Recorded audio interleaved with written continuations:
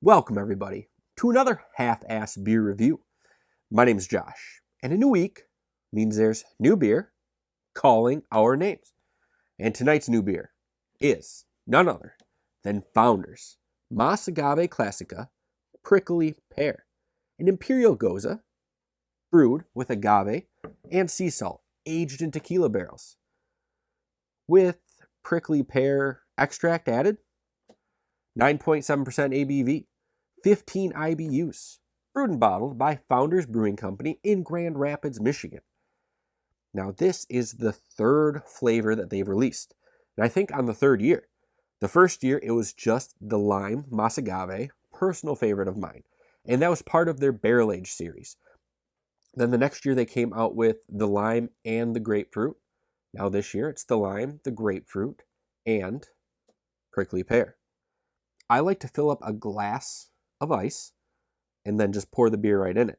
Obviously not the prickly pear because it's my first time having it, but the lime and the grapefruit, that's the way to go. Don't even put them in the fridge. Just fill that glass with ice, pour your beer in, and it's like you're sipping on a margarita. It's great. So there's pretty high hopes for this one. I know prickly pear margaritas are pretty good. I'm still a classic lime guy, like I've already said. But there's always room for a new top dog, right? There's a beer tail on the back. An oasis of flavor in the desert of normalcy. This cocktail-inspired Imperial Goza is brewed with agave and sea salt, then aged in tequila barrels. When it emerges, we hit it with a healthy dose of prickly pear extract, landing the liquid its flamboyantly fuchsia glow and mellowing out the tangy tartness with hints of berry and melon. It's no mirage, it's the real deal. Mas Agave Clasica Prickly Pear. Check out the artwork on the bottle. Typical Founders, typical Mas Agave. I love the artwork on this series alone. And this one's a little bit more colorful because of the prickly pear. It has a really cool Mexican heritage vibe to it. Like a Day of the Dead type deal. It kind of reminds me of the movie Coco from Disney. But enough of this. Let's open up this bottle so we can pour it. Let's look at it, smell it, taste it. See what kind of rating we get out of it.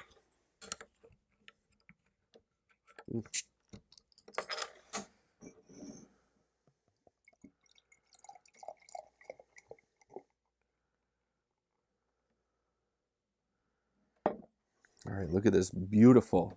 That is a beautiful color to that beer. We got almost a pinkish head on it. You get that tequila barrel. Ooh, and that prickly pear is really coming through. This is a great smelling beer. I had no doubt because the other ones smell really good too. Yeah, let's try this beer. Let's get right into it right now. As always, on Half-Assed Beer Review, we do little drink, big drink. Cheers, everybody.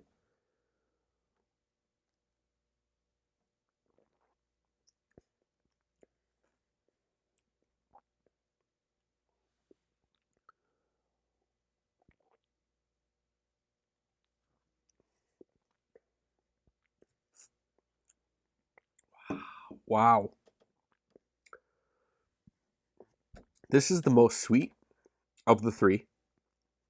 Very sweet. That prickly pear is very sweet. The Goza, that's apparent in the other two, is a little bit less apparent here.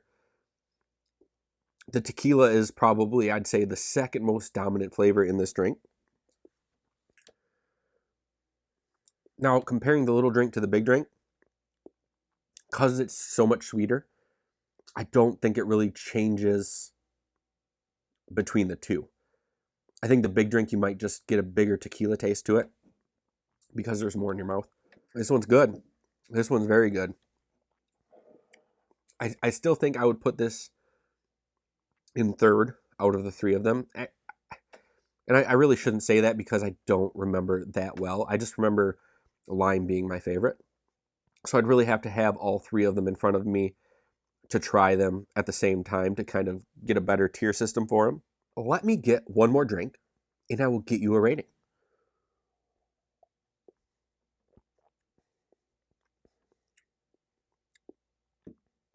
Yeah, very good. I think it's too sweet for me to call it a great beer. That's just my personal opinion.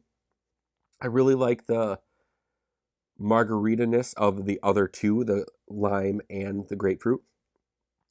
And you're getting a little bit less of that feel to this one.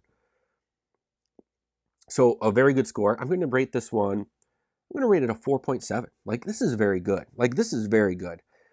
The other ones I can drink more of, but this one I'd probably be good with just the one bottle. Yeah, this is a very good beer. I think what's preventing it from being great is just the sweetness. The amount of sweetness, it takes away from the margarita feel to it, in my opinion. Yeah, the tequila's still there, but that sweetness is so strong, it just doesn't feel like it to me.